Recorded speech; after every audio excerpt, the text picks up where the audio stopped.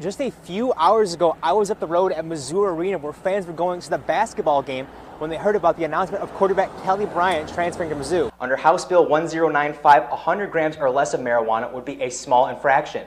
100 grams or more would be a Class A misdemeanor, with the current law of 35 grams of marijuana being a Class D felony punishable for up to 7 years in prison. Now, before President Trump was even in this building, he announced William Barr as his next Attorney General. There are 144 seats here, but that would be like just me knowing and me calling somebody else about the issue. These new amenities in the south end zone include a club on the second level that is the biggest fan club in the state, and a field-level entrance where players and fans can interact with each other as the Tigers take the field. Marcia Triplett said she started her day off like any other. She went to pick up the kids and drop them off at school. But during the day, she was asked to switch buses. 3 hours later, she received a call saying one of the kids on the first bus was missing. And that's when she started to panic. So I'm driving back to the lot. As I pull up to the lot, I asked my monitor, get off this bus. Please go in there and check and see if that baby's still on that bus. When he got there, and sure she was. She was sitting in the corner. I pulled up to the bus door, and I said, I got down to talk to my boss, and I said she was not on my bus that I just pulled in on. So I decided I'm going to talk to her mom.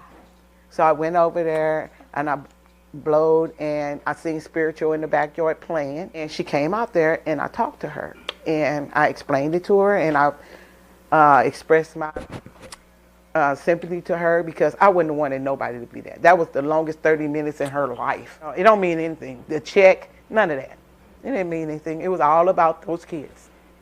JCPS did come out with a statement saying this week the employees involved with that incident will no longer perform duties for JCPS. But Triplett said she isn't worried about that. The only thing she will miss is driving the kids around every day. In the studio, Jared Austin, KMU8 News. This sign behind me might say closed, but that could change in 2 years. Veterans United, UPS, and Jeff Cook are looking to buy this property. Cook wants to bring the Boone County Fair back to Columbia and bring a couple companies along with him. That might surprise you. For years, the Boone County Fairground had rides, horses, and all sorts of fun events. But now, it sits with barn doors locked and no attractions. This is because the fair was moved to Sturgeon 3 years ago. The fair is something truly unique. I think it's that way for every fairgoer. Sam Horn has lived in Columbia for 37 years and can remember his first Boone County Fair. I remember going out, and it was, my first demolition derby ever as a child. It was the noise, the crowd, the cars, the drivers, the excitement. It was fantastic. But the fair has lost its touch for Horn since moving to Sturgeon. I know the first year it was out there, we tried to go to the demolition derby with my kids and wound up having to sit on torn cardboard boxes from 12 packs of beer and soda. JC Events owner Jeff Cook is looking to take advantage of what he thinks is a good situation.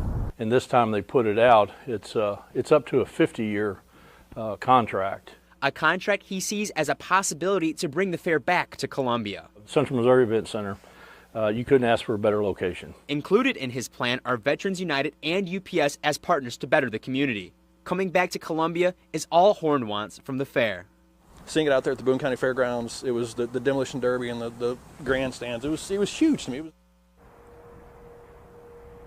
Veterans United did say they look forward to the bidding process with Boone County on this location.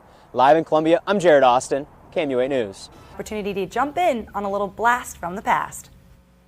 This document behind me is a piece written in Latin from 1904, a document that has been there since the hospital first opened. Here's how a Latin class at Helias High School is becoming involved with the story 115 years in the making.